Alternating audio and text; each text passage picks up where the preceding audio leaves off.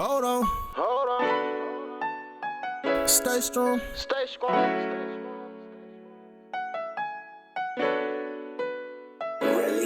I know it hard, but hold on, keep your head up high and stay strong. Time gon' always fly by. I see that pain in your eye. Need someone by your side. You keep asking God why. I know it hard, but hold on, keep your head up high and stay strong.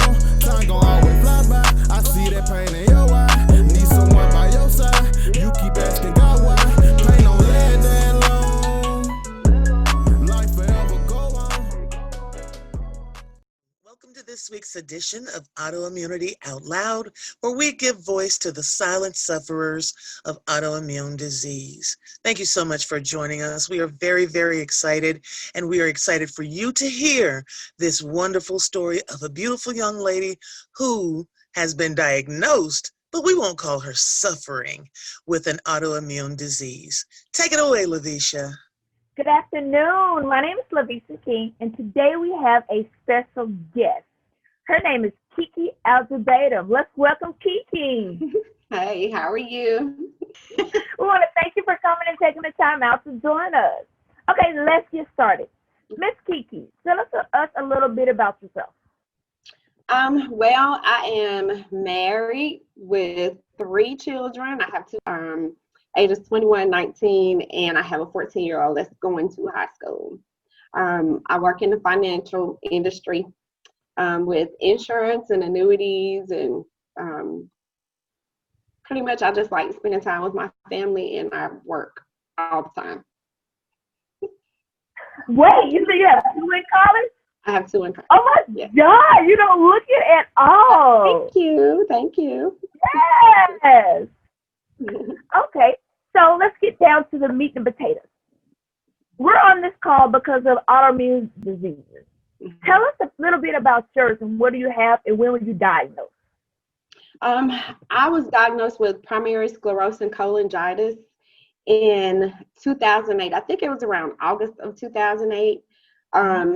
My autoimmune disease affects my liver. My white blood cells are literally trying to heal over my bile ducts. So they attack my liver, which causes chronic fatigue. And so far from that disease, I've also been diagnosed with diabetes and hypertension. I call it a daily surprise. I don't know how I'm going to wake up in the morning.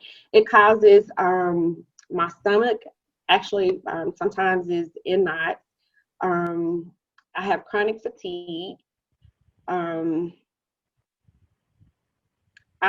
Sometimes I will break out in rashes. Those are some of the symptoms. Oh, wow. So dealing with all of that, not knowing how your day's going to go, not knowing if you're going to have a good day, not knowing if you're going to have a bad day. So what's your daily routine? How do you manage the different surprises?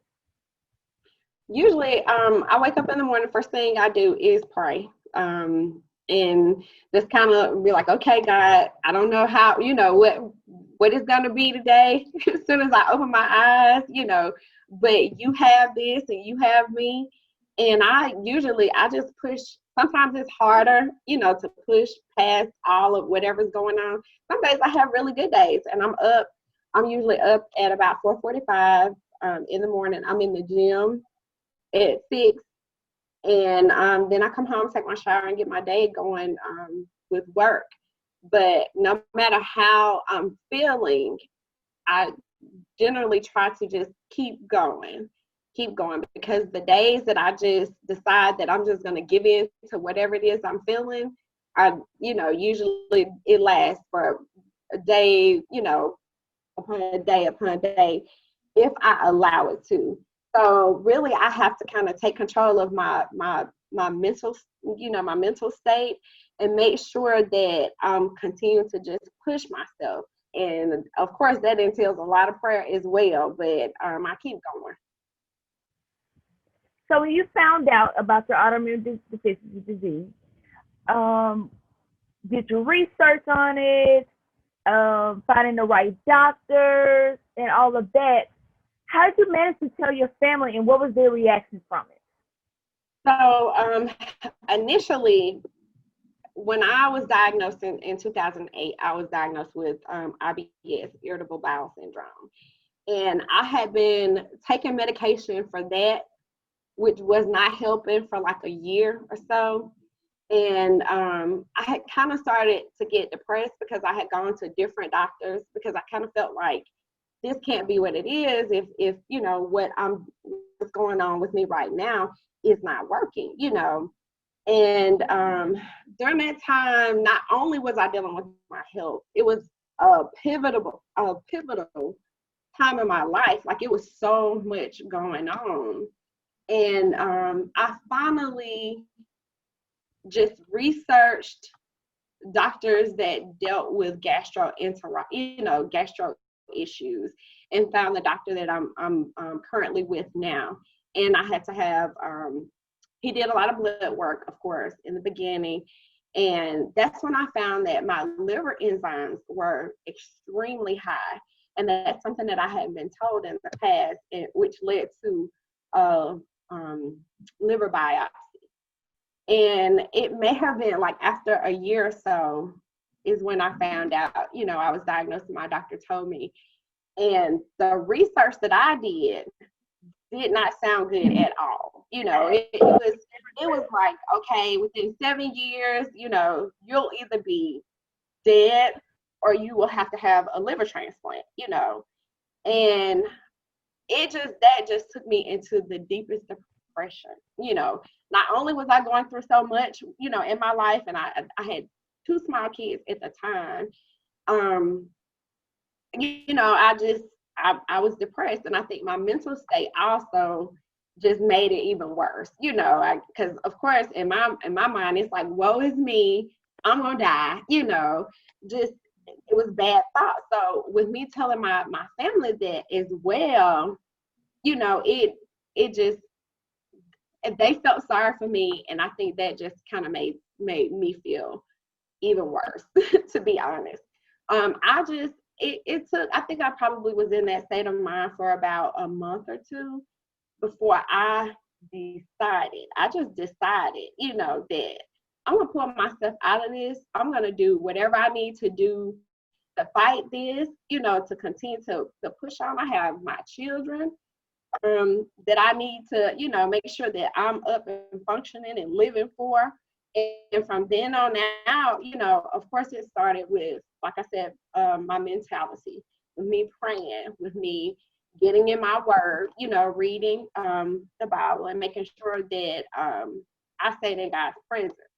And from there, you know, I kind of moved on to physical activity. And no matter how I was feeling, I knew I had to get up and push, you know, and push myself. And that, I think from there, I just kind of, like I said, I made the decision that, you know, I'm on all these medications. At the time, I was on a lot of medications. That I'm going to do whatever I need to do to try to get off of these meds, you know, or whatever. It's not going to change my diagnosis, you know. I'm going to have to deal with that anyway. But, you know, I can make a decision to not allow how I feel to overcome me. So since then, of course, it's kind of always an up and down road. We're human, but I've just kind of been dealing with it day by day. Right. Sounds like you got it down pat. Okay. So I know it's somebody out there in the world that may have the same disease that you may have. What advice would you give them, whether it's advice from the faith side, advice from the health side? What advice would you give them to motivate them or give them encouraging words to be able to face this same disease that you're facing? I would tell them to not allow their mind and their diagnosis to overcome them. You know, right. It's easy to kind of just be overtaken and overwhelmed by what the doctors say, but just to continue to have faith, yes, you know, but also physical activity, you know, as well is really good. Those, like I said, I work out to keep my metabolism up, because on the days that I don't work out, I can feel it. You know, I feel really tired. So physical activity as well, and a good support system is good too. The days that I don't feel like moving, my husband won't let me feel sorry for myself. He might baby me a little bit, but he won't let me, you know, feel sorry for myself. So it's good to have a good support system as well. Okay, so you mentioned about support system. You mentioned about having somebody there for you and to be able to pick up when you don't feel like doing things. Tell us more about that. Tell us how very important it is to have that. Well, it is important to actually, you need to have something to actually keep you going, you know, and also some people that are around you that are positive. Negative energy can also drain you. We know that. I mean, if you're feeling completely 100% well, you know, if you're in an atmosphere of stress and a lot of negative energy, that can drain you. So I like to spend time with my kids and with my husband to kind of get my mind off of how I'm feeling, as well as making sure that I am training. Like I said, I love to go to the gym, and I also have physical trainers who push me and who, you know, even on the days that I'm like, okay, I'm not feeling well, my stomach's upset, and it's like, let me see what you can do. You know, you keep going, and an hour has passed, an hour will have passed, and I won't even know it because I had somebody with positive energy, you know, to push me and to keep me going. So it is very important to vet the energy that is around you, is, you know, is all I can say. And making sure that people that love you and care about your condition, but will also, you know, kind of push you out of your comfort zone, is very important.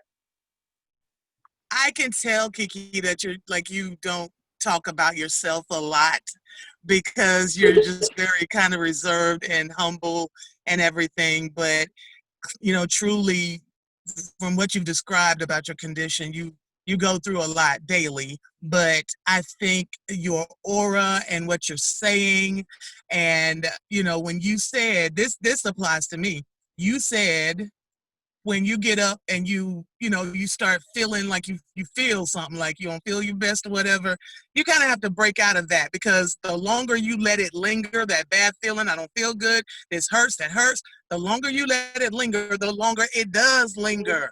That is so true for me. And I thought that's something I can take away. I can use that for myself. It's self-care in any type of physical ailment is so important. You have to stop. You have to meditate. You have to pray. You have to read the word. You have to have positive people around you. You have to drink some wine. You have to burn some candles.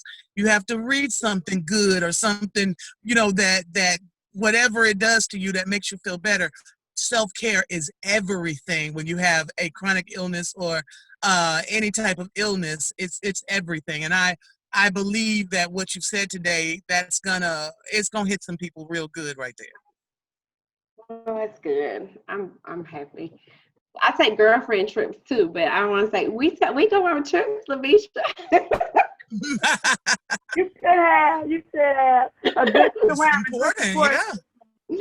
You know, pair yourself up with people that's like you with the autoimmune system that may have issues like you, so they'll be able to understand what's going on. Because, I mean, honestly, sometimes your family doesn't understand.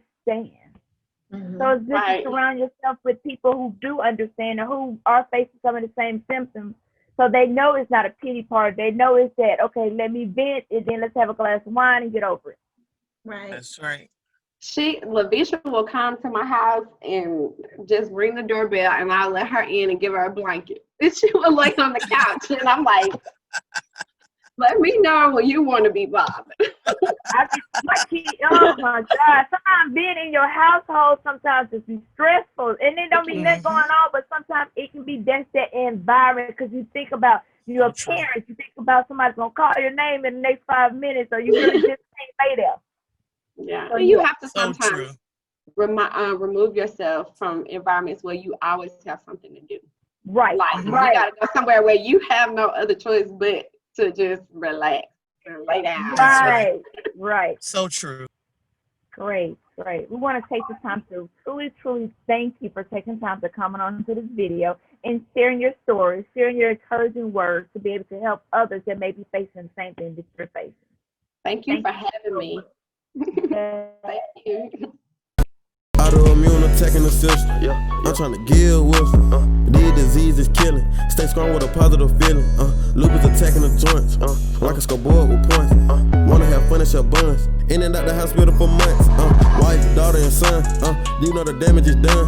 Have faith, cause God is real. In due time, he'll better your feel. Many lives affected for real. Take meds to avoid the kill. Don't nobody know how you feel. You wanna give up for real. I know it hard. But hold on. Keep your head on high. And stay strong. Time gon' always fly by. I see that pain in your eye. Need someone by your side. You keep asking God why. I know it hard. But hold on. Keep your head on high. And stay strong, time gon' always fly by. I see that pain in your eye. Need someone by your side. You keep asking God why. Pain